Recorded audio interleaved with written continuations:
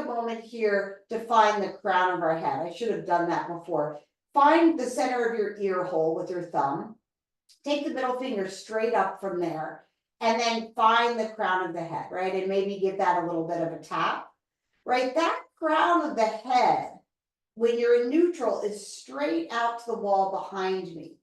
If I had an imagined pin light, like a red flashlight coming right out of the crown of my head, will come back into our headlet. When I go into that nodding, right, that pin light is starting to come towards the ceiling. And then I'm going to come up now a little bit higher into now cervical flexion, but I haven't moved my thoracic spine yet. My chin is way down on my throat, and I'm reaching the pin light up towards the high diagonal or ceiling. And then I'm going to come back down. Now, again, we're going to have elbows narrow.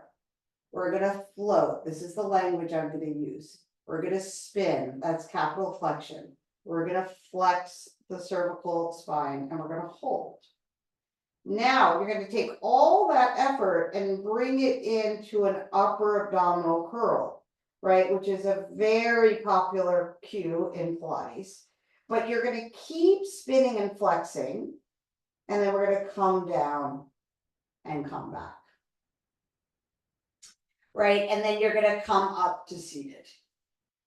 Now, this is exactly what I'm going to do if I were seated and I'm coming into flexion of the spine in the same way. Now, coming into extension of the cervical spine has a little bit more nuance that the cueing needs. And that's because the amount of capital extension you have in your skull to atlas is really, really a great amount of motion that we want to be able to control when we go into cervical extension.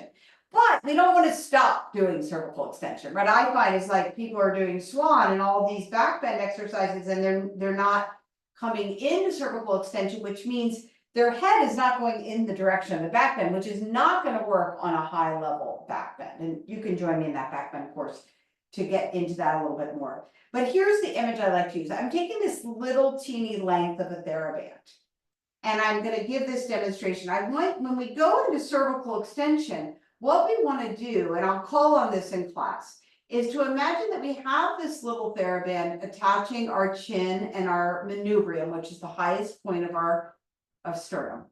And that when I start to go into capital extension and I add my cervical spine, I also add my thoracic cage, so that I'm keeping this sort of little tensile relationship so that I don't just drop my head completely back, right? So that when I go into a back bend from the vertical axis of support in particular, I'm bringing my thoracic spine with me so that I can take my head back. And this is the way we're going to think about it, at least today, when we're prone as well. So that when we're coming into our exercises